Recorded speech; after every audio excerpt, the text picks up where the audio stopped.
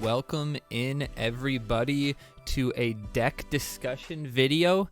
This is going to be a little bit of a different type of video than my normal weekly update. We're actually going to be making some switches in the content. We're going to still do the Monday Team Wars games. We're going to still stream on Monday nights, but we're not going to necessarily do a South Park Phone Destroyer update because Red Lynx is sort of sunsetting the game, meaning they're not going to be actively supporting it anymore with new content. That means that eventually this game will go away. It'll go on as long as the player base is there, and I do plan on making another video about this specifically. But basically, we're going to adjust the content, and we're going to still have the Team Wars video on Monday, and then I might adjust that. I might do some shoutcasting through that, because the original reason that I wanted to go through my games on the weekly update was so that I could shoutcast them and kind of get practice with that, and because it's something that I want to be better at and be able to do well, because that's part of streaming, right? So we're going to go through the deck today in this video. And going forward, this video will actually be uploaded much earlier on Monday than previously. Before, we would always wait till Monday night to do the update, and sometimes it wouldn't get up till Tuesday. So now this deck video will be up Monday night so that you can use it to help decide what deck you're going to pick. So that'll be good going forward for anybody who might be using this to help their team choose. So let's go ahead and start looking at the deck. This week, it's kind of interesting because of the choices and the options. It really makes your deck picking interesting, because they have, the big cards, Santa, Grand Wizard, this slot here.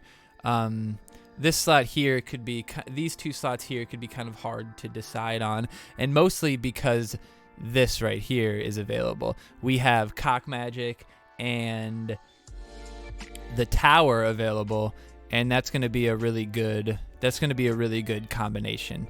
And then when you look at the Fireball, there isn't really any Fireball targets. I guess this slot here, Randy and Kite, would be a potential good Fireball target.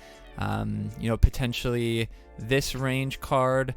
But the problem is that if you have her name's escaping me, Sharon. If you have Sharon, it kind of heals up Fireball damage if it doesn't kill you. I think Buccaneer Bebe might actually survive. So it might be difficult to get Fireball value. So I think that means that the Tower might be the choice. And then if you pick the Tower, along with that, you're going to want to pick the Cock Magic down here, because obviously Cock Magic and Tower will do a really good job of countering either one of these cards, either one of these slots. Now, with that being said, that's kind of the only thing that can deal with either of these slots. I mean, deal with it well. And it kind of makes me wonder what card might be the best. I think that we'd probably want to... We'll probably want to pick Grand Wizard Cartman on this slot. And the reason we'd want to do that is because if this slot does get removed, it would be better if it was 6 energy versus 7. Other reasons, Grand Wizard Cartman's ability could potentially kill the pigeons, the rats, do damage to an assassin, Cox from Randy, all sorts of stuff. I'd be careful, though, if it's Kite. You don't want to hit Kite backwards with it and put him in better position. So I would say that's a pretty obvious choice here, would be the Grand Wizard. I think this one is a very obvious Heidi for the choice. Personally, I think Heidi's one of the better common cards, especially for Team Wars. Although I will say I could maybe see a benefit of pigeons on top of like Man-Bear Pig as a defense on top of a tank. I could see that, but I think the cheap cost of the Heidi is going to be more important, and she has a pretty decent amount of health. I think she actually survives Fireball. This slot, I mean, Sam is probably going to be your choice. There's no direct removal for him. Fireball doesn't do it. And he does do pretty good damage to the range cards. He makes the assassins worthless. He can do damage. I mean, I like that, honestly, quite a bit. And even though we have Stan the Great and Stan of Many Moons, honestly, I would still go both of them. I wouldn't go Tupperware and Sam. I run this combo, Sam and Stan the Great, quite often, and it pretty rarely feels like it's gonna bug you. Sam usually dies fairly quickly, and then Stan the Great can come right after him, so I don't hate that. Also, oh, that was weird. Also, the Changeling leveled up could have good value.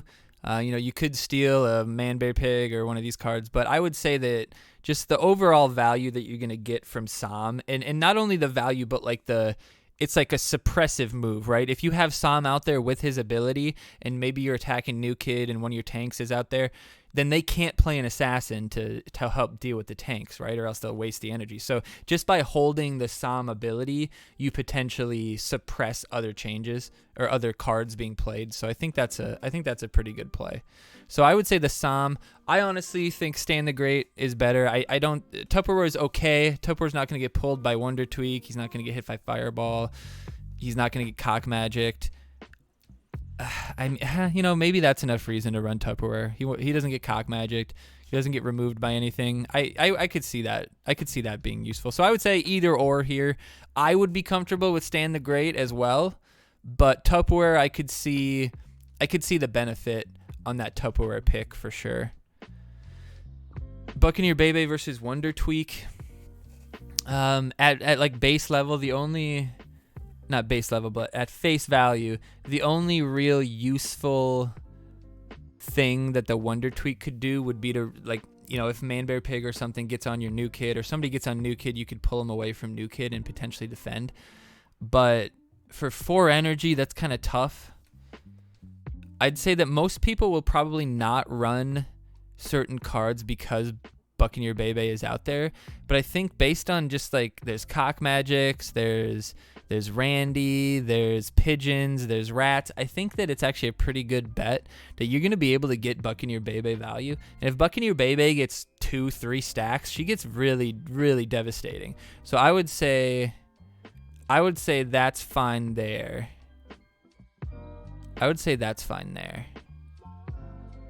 Or I would say the Buccaneer's fine choice there. Wonder Tweak has some use cases, but I think Buccaneer Bebe actually might have more. I would say she's probably one of the last cards you want to play in most situations, though. Like you'd probably want to play Sharon or Randy before you would play the Buccaneer.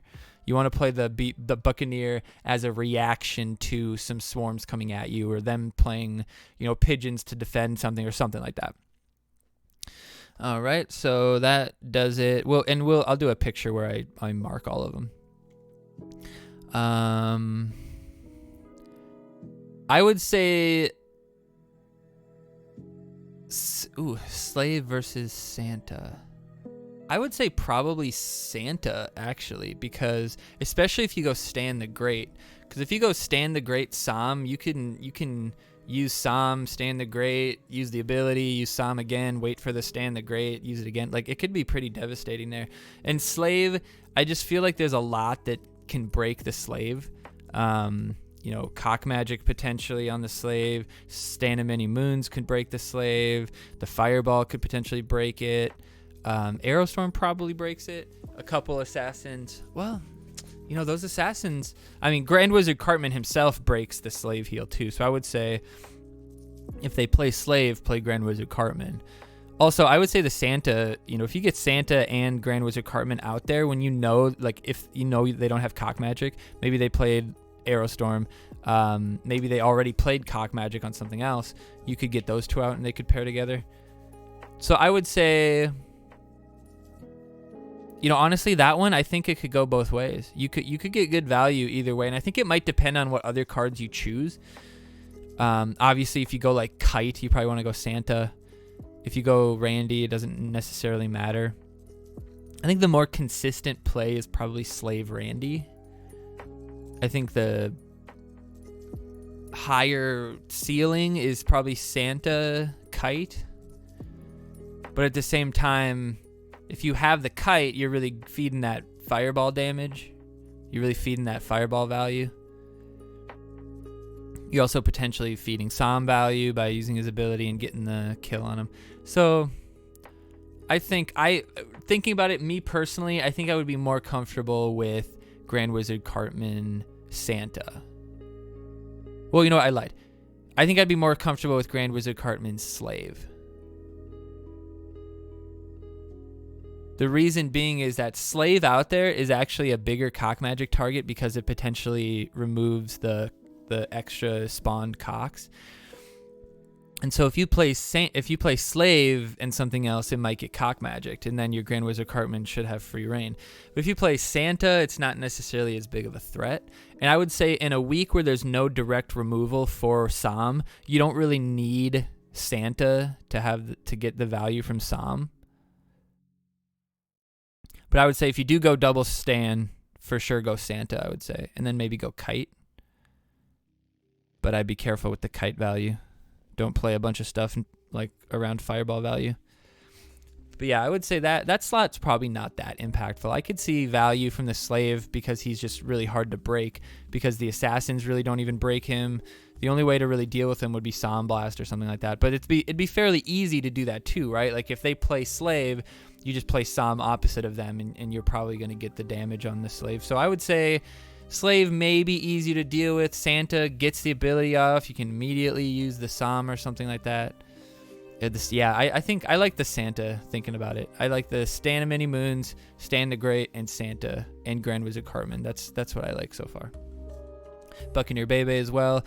I would say Kite, if you go Santa, makes a little more sense. But amazingly, Randy is just a good Team Wars card in general. The Cox could potentially feed Buccaneer Bebe, which I could see as being maybe an issue. The problem would be Kite moving in front of the push. With the Fireball, I feel like more people will go Tower Cock Magic than Fireball, though. So I feel like you're probably pretty safe with Kite. But Randy is just good because you can use Randy whenever. But there's a lot of cards that you can just kind of use whenever. You can use Heidi whenever. You can use either of the Assassins whenever. You can lead with the Tower. You could lead with Psalm. You know, Stan in the quarter isn't terrible. And actually, like, leading with something like Grand Wizard Cartman or something like that. Like maybe Grand Wizard Cartman mid or something. Like something to force the cock magic maybe could be interesting. And then you could, if you have cock magic in your hand, you can just wait till, you know, they put out what they're going to deal with and then use it kind of. So it's interesting concept. There's a lot of starting cards here, so I don't think having the Randy would be that important as far as like start cards go. Smuggler versus Princess. Smuggler has like an overall he's got potential for more value because his ability can technically go forever.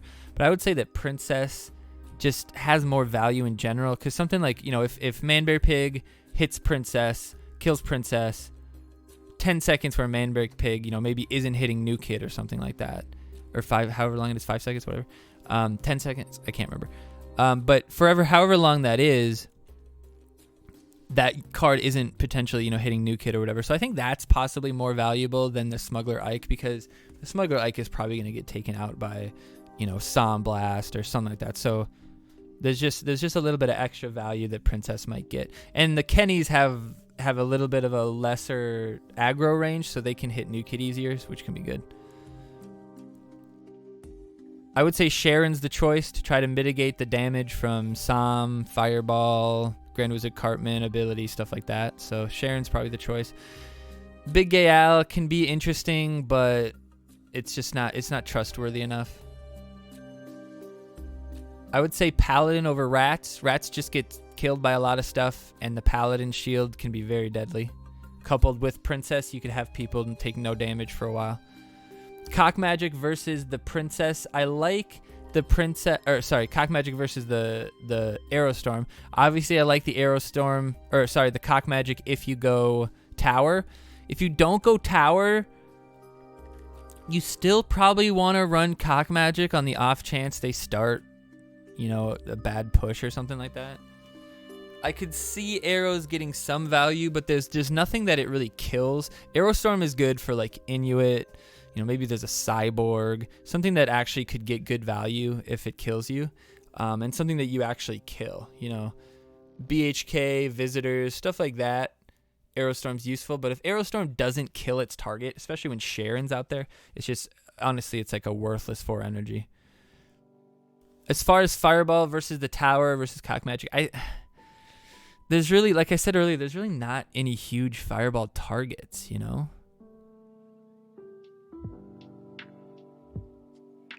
So I think the Tower is probably the choice. And then we have Cock Magic. Tower Cock Magic. It's going to be a very, very annoying week. We'll add a little extra context here for you guys. This might help you out. Just give some base information about the card, its health, its attack. I believe that third stat is DPS, because it makes sense why Pigeon's DPS is so big. So you can see Santa's DPS is a little bigger than Slave's, so that's interesting.